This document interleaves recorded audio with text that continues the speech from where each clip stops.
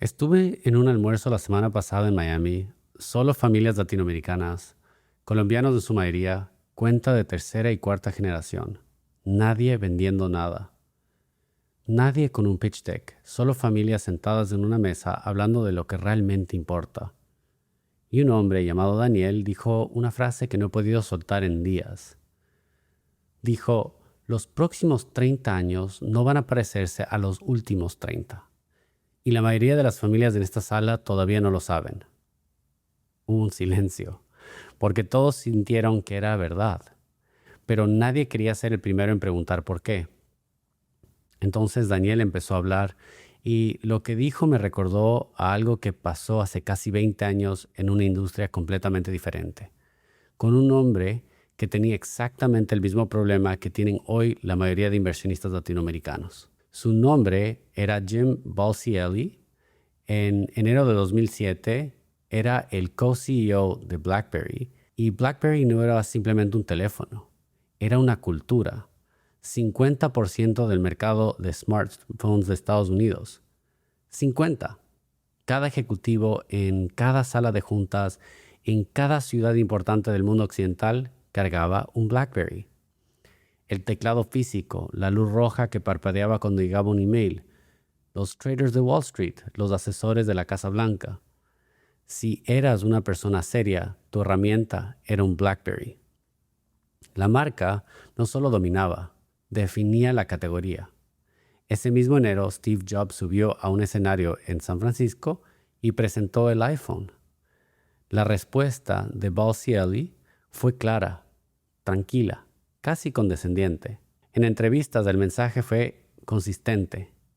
El iPhone es un juguete para consumidores. BlackBerry sirve para profesionales. Mercados distintos, necesidades distintas. No es una amenaza. Y en ese momento técnicamente tenía razón. El iPhone en el 2007 no hacía email mejor que BlackBerry. No tenía un teclado físico, no tenía las funciones de seguridad que los gobiernos exigían. Si mirabas los datos en ese momento, BlackBerry era casi superior en todas las métricas que importaban. El problema es que las métricas que importaban estaban a punto de dejar de importar. Lo que el CEO no vio no fue que el iPhone en sí, lo que no vio fue que el iPhone representaba la disolución total entre la frontera entre tecnología profesional y la tecnología personal. El smartphone dejó de ser una herramienta de trabajo con algunas funciones personales. Se convirtió en un dispositivo personal que absorbió el trabajo por completo. El terreno debajo de BlackBerry no se agrietó, se licuó. Y la respuesta de BlackBerry fue la respuesta más peligrosa que existe en cualquier industria. Optimizar dentro de su propio paradigma. Hicieron un teclado mejor, un protocolo de email más rápido, un modelo con pantalla táctil que conservaba las teclas físicas. Diversificaron, pero diversificaron dentro de lo mismo sistema. Mejoraron cada variable dentro de su arquitectura existente. Y cada mejora fue irrelevante, porque la arquitectura misma no era la arquitectura. Porque en 2010 su participación del mercado se estaba desplomando. Para el 2013 exploraban una venta. Para el 2016 dejaron de fabricar teléfonos. Y aquí está el detalle más cruel de esta historia. Los ingenieros de BlackBerry eran brillantes. Su tecnología era segura, confiable, utilizada por gobiernos y militares. El producto no era malo. El mundo para que ese producto fue diseñado simplemente dejó de existir. Esta no es una historia de tecnología. Es una historia sobre lo que pasa cuando optimizas para la era que ya terminó, mientras la siguiente se está construyendo en una sala donde tú no estás. Y esto es exactamente lo que está pasando hoy con la forma en que la mayoría de las familias latinoamericanas tienen estructurado su capital. Aquí está el tema. La mayoría de las familias que conozco, familias inteligentes, educadas, que construyeron todo lo que tienen con sus manos, tienen un portafolio que se ve más o menos así. Acciones americanas, algunas europeas, bonos, quizás un poco de oro, quizás un fondo indexado, tal vez un poco de Bitcoin. Y su asesor les dijo que están diversificados. Pues no lo están. Tienen cosas diferentes, pero todas esas cosas viven en el mismo sistema. Acciones públicas, bonos públicos, instrumentos que cualquier persona con una cuenta de brokerage puede comprar. Todo se mueve con los mismos ciclos, responde a las mismas noticias, reacciona a las mismas decisiones de la Reserva Federal. Eso no es diversificación. Eso es variedad dentro del mismo cuarto. Mi tesis es esta. Diversificación no significa tener más de lo mismo en diferentes envolturas. Significa tener activos que no dependan del mismo sistema. Y hasta que tu portafolio incluya mercados privados, no estás diversificado, estás repartido, pero dentro de una estructura que ya se movió. Lo que Daniel me explicó en ese almuerzo lo confirmó con datos. Los últimos 30 años de creación de riqueza en mercados tradicionales vinieron casi en su totalidad del ascenso de un puñado de empresas. Las llaman las Magnificent Seven. Nvidia, Apple, Google, Amazon, Meta, Microsoft, Tesla. Si trazas de dónde vinieron los retornos reales del S&P 500 en las últimas 3 décadas, la concentración es incómoda de mirar directamente. El índice te dio exposición, pero el índice también prometió todo lo que no funcionó. La mayoría de la gente piensa que participó en los últimos 30 años de crecimiento. Lo que realmente hicieron fue participar en una versión diluida. Eso ya pasó, ya ocurrió, y la pregunta que importa no es qué pasó, sino dónde está pasando ahora. Porque las empresas que van a definir los próximos 30 años de creación de riqueza no están siguiendo el mismo playbook. SpaceX tiene 23 años, nunca ha vendido una sola acción en bolsa y está valorada en aproximadamente $1,5 trillones. Acaba de fusionarse con xAI, la compañía de inteligencia artificial de Elon Musk, creando lo que algunos están llamando el primer Terracon, la primera compañía privada de $1 trillón en la historia. Anthropic, la empresa que construye la inteligencia artificial, está redefiniendo el trabajo del conocimiento. Acaba de levantar capital a una valoración de $380 mil millones, privada. Estas no son startups esperando salir a bolsa, estas son empresas definitoras de la próxima era y han tomado una decisión deliberada, crecer fuera del mercado público. Esto es lo que cambió. Las empresas del futuro no están entrando al mercado público como small caps que componen hacia mid caps que luego se componen hacia mega caps, como lo hicieron Apple y Microsoft en los 80 y 90. Están componiendo enteramente en salas privadas. Para cuando tocan la campana, si es que algún día las tocan, la mayor parte de la riqueza ya se movió. Lo que se negocia públicamente es la versión madura de la historia. La versión que se ve difícil porque la parte difícil ya pasó. La versión emocionante, la versión que convierte $1 en 400, esa versión ocurre en un fondo, en un family office que tuvo acceso, en una sala exactamente como la que estuve la semana pasada. Y si no estás en esa sala, esa versión no existe para ti. Ahora, alguien me va a decir, Ahmad, los activos alternativos son ilíquidos, son riesgosos. Al menos con acciones y bonos puedo vender mañana. Y tiene la mitad de la razón. Los alternativos son menos líquidos, eso es cierto. Pero separemos liquidez de seguridad, porque no son lo mismo. En 2012, las acciones y los bonos cayeron al mismo tiempo. El portafolio 60-40, el que construyó enteramente sobre la premisa de que cuando uno baja el otro sube, perdió en ambos lados simultáneamente.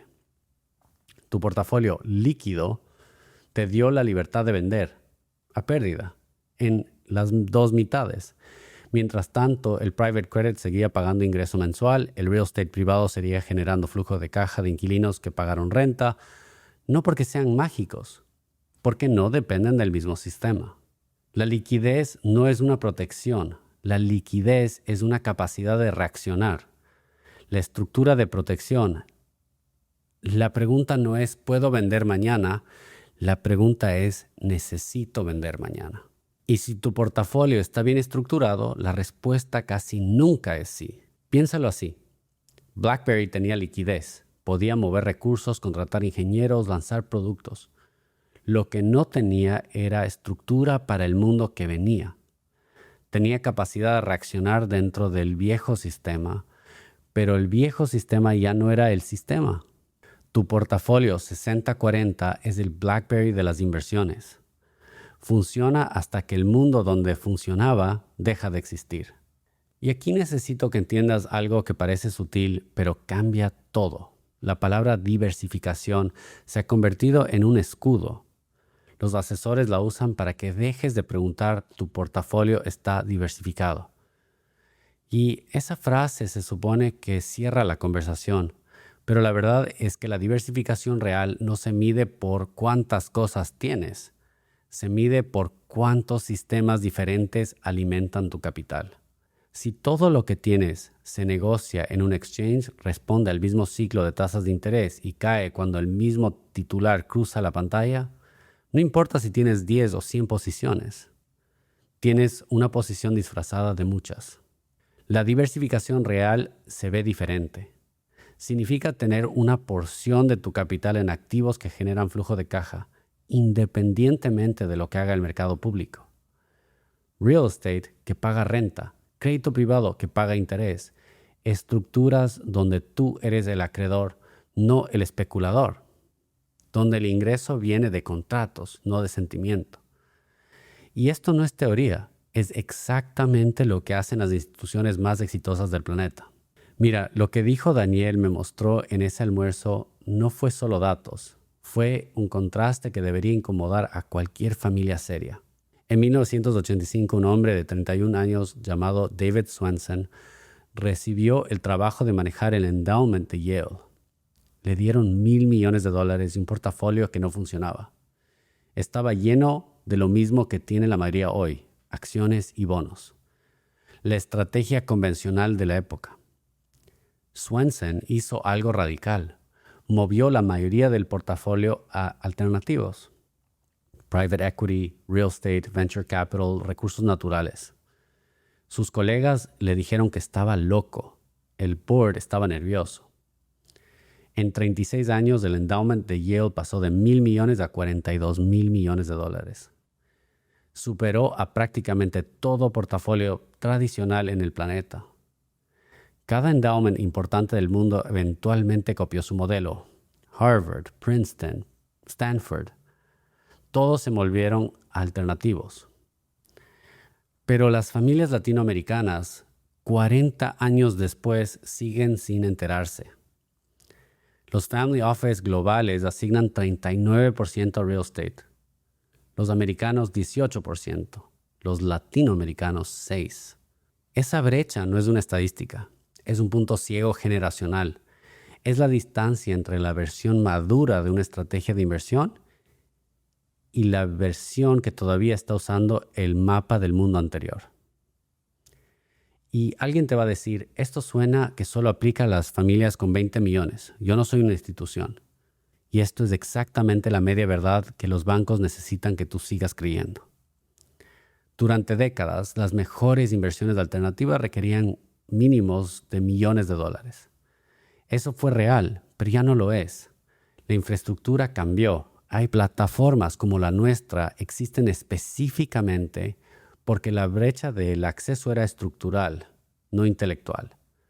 No necesitas un IQ más alto para invertir en mercados privados. Necesitas un punto de entrada más bajo y un socio que puede evaluar la calidad. Eso ya existe. Familias latinoamericanas con $500,000 a $5 millones pueden acceder a private equity real estate y private credit de grado institucional que hace 10 años estaba reservado para endowments. El acceso cambió. La pregunta es si tu estrategia cambió con él. Si sigues con la misma asignación de siempre porque asumes que lo nuevo no es para gente como yo, estás tomando una decisión basada en una barrera que ya no existe. Es como si siguieras usando el BlackBerry porque asumes que el iPhone es para otra gente. La barrera desapareció. Lo que queda es la inercia. Pero hay algo que Daniel dijo ese día que me importó más que los números. Me importó más que SpaceX y Anthropic y los endowments. Fue cómo consigue sus deals. Daniel tiene 15 unicornios en sus portafolios. 15. No teóricos, reales. Y cuando le pregunté, ¿cómo accedes a estas oportunidades? Todo lo que dijo volvió a la misma palabra. Network. Su edge no es análisis superior. Su edge es que recibe la llamada antes de que alguien más sepa que la llamada existe. El análisis viene después de que la puerta ya está abierta. Y esta es la parte que las personas de mercados públicos no sienten en el pecho. En mercados públicos, todos miran la misma información.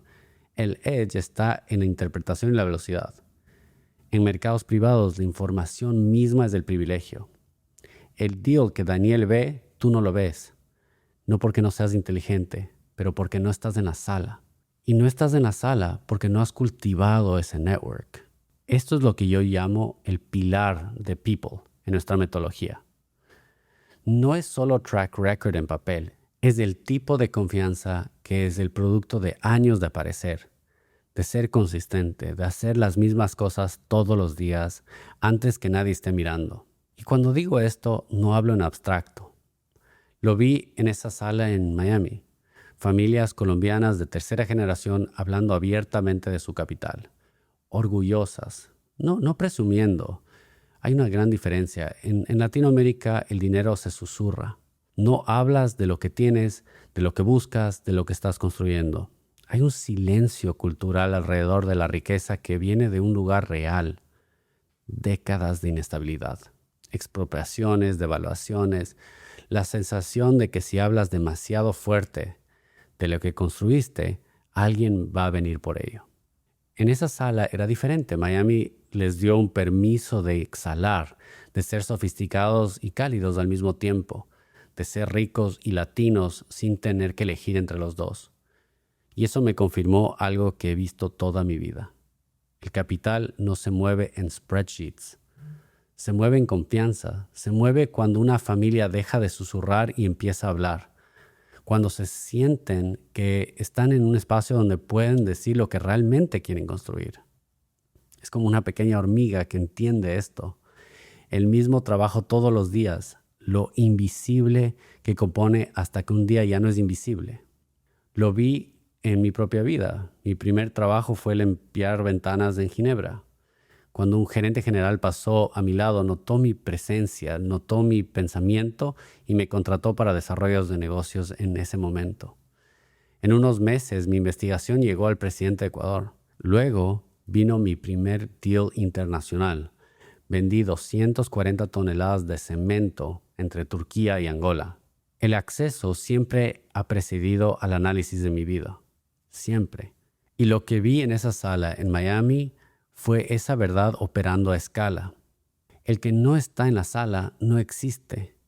Y esa frase resume todo lo que acabo de decir. Los próximos 30 años no van a parecerse a los últimos 30. La geografía de la creación de riqueza se movió.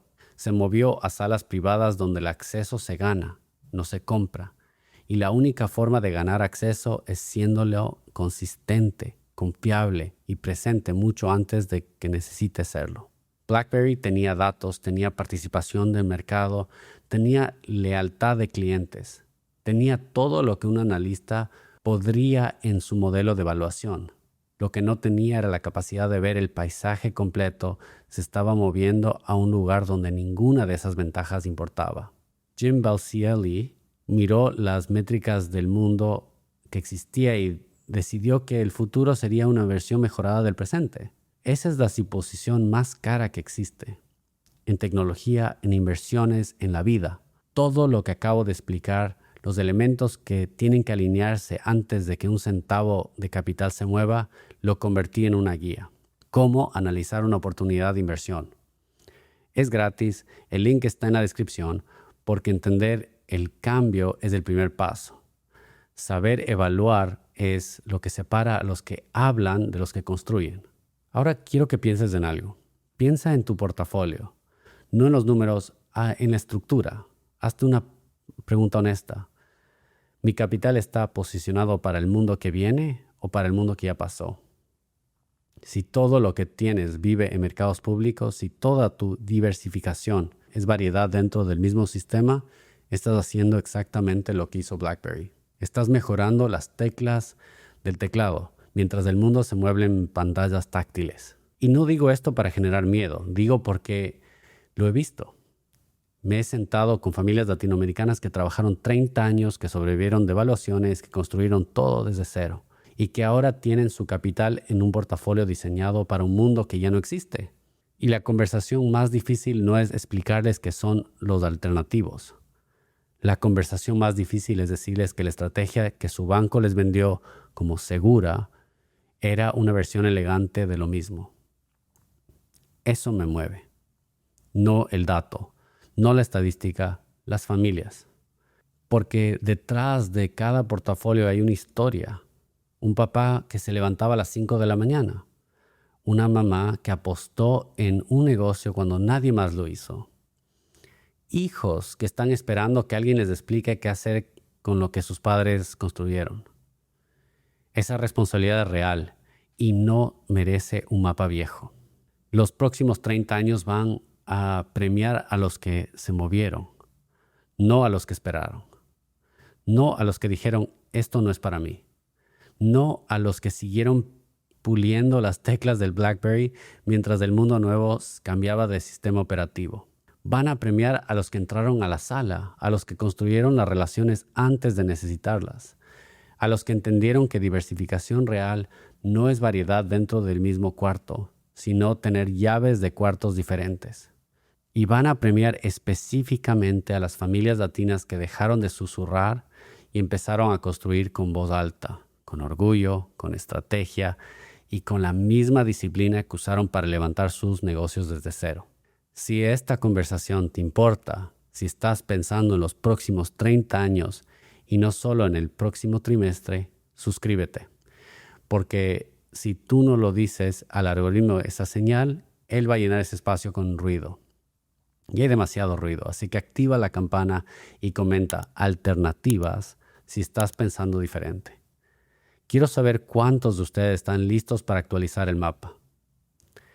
Esto es educación, no asesoría financiera. Hablo en principios, no en recomendaciones.